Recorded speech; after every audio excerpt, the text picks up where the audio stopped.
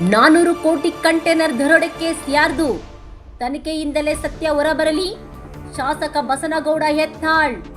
400 ಕೋಟಿ ಅಥವಾ 800 ಕೋಟಿ ಮೊತ್ತವೇ ಇನ್ನೂ ಸ್ಪಷ್ಟವಾಗಿಲ್ಲ. ಯತ್ನಾಳ್ ಕಂಟೈನರ್ ದರೋಡೆ ಪ್ರಕರಣದ ಹಿಂದೆ ದೊಡ್ಡ ಷಡ್ಯಂತ್ರದ ಅನುಮಾನ.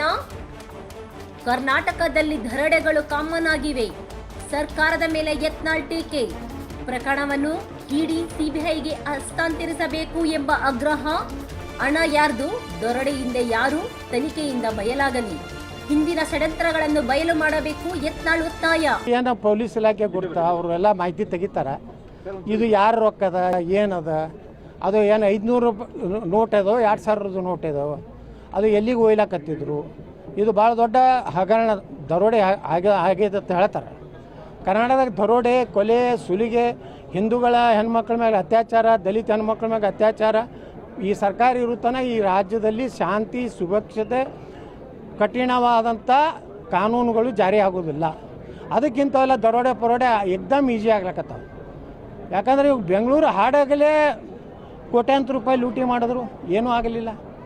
ಹಿಂಗೆ ಕರ್ನಾಟಕದಲ್ಲಿ ಕಾನೂನು ವ್ಯವಸ್ಥೆ ಸಂಪೂರ್ಣವಾಗಿ ಹದಗೆಟ್ಟೋಗಿದೆ.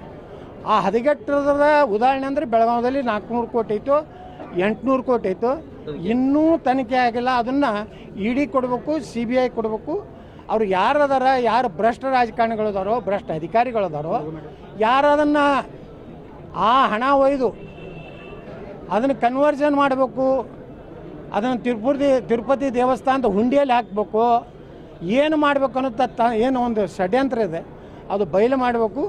ಅವ್ರಿಗೆ ಯಾರು ಈ ಹಣ ಅನ್ನೋಂಥ ಅವ್ರನ್ನ ಕಠಿಣವಾದಂಥ ಅವ್ರ ಮ್ಯಾಗೆ ಆ್ಯಕ್ಷನ್ ತೊಗೊಂಡು ಅವ್ರನ್ನ ಜೈಲಿಗೆ ಹಾಕಿದ್ರೆ ಕರ್ನಾಟಕದ ಮಾನ ಮರ್ಯಾದೆ ಉಳಿತದೆ. ಯಾಕಂದ್ರೆ ಕರ್ನಾಟಕ ಮಾನ ಮರ್ಯಾದೆ ಏನು ಉಳಿದಿಲ್ಲ. ಮಹಾರಾಷ್ಟ್ರದವ್ರು ಬಂದು ಇಲ್ಲಿ ಡ್ರಗ್ ಫ್ಯಾಕ್ಟ್ರಿಗಳನ್ನು ಕಂಡು ಹಿಡಿಲಾಕತ್ತಾರ.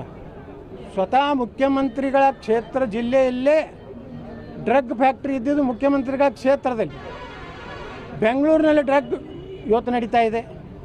ಇವತ್ತು ಕಂಟ್ರೋಲ್ ಪೊಲೀಸ್ ಇಲಾಖೆ ಮೇಲೆ ಸರ್ಕಾರದಿಲ್ಲ. ಯಾಕಂದರೆ ಎಲ್ಲ ಇಲಾಖೆ ಅಧಿಕಾರಿಗಳಿಗೆ ಫಿಕ್ಸ್ ಮಾಡ್ಯಾರ, ಇಲ್ಲ ಆಕ್ಷನ್ ಆಗ್ತದೆ.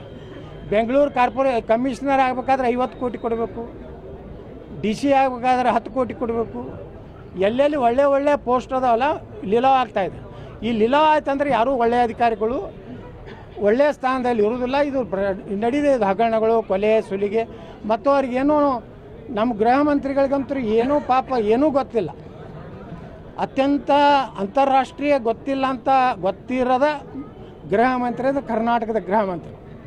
ಹೀಗಾಗಿ ಅವ್ರಿಗೆ 400 ಕೋಟಿದು ಗೊತ್ತಿಲ್ಲ, ಬೆಂಗಳೂರಿನಲ್ಲಿ ಮರ್ಡರ್ ಆದರೂ ಗೊತ್ತಿಲ್ಲ, ಬಿಜಾಪುರದಲ್ಲಿ ಮುಖ್ಯಮಂತ್ರಿಗಳ ಕಾರ್ಯಕ್ರಮ ಆಗಿದ್ದು ಗೊತ್ತಿಲ್ಲ, ಅವರು ಊಟ ಮಾಡಿದ್ದು ಗೊತ್ತಿಲ್ಲ, ಮಕ್ಕೊಂಡಿದ್ದು ಗೊತ್ತಿಲ್ಲ.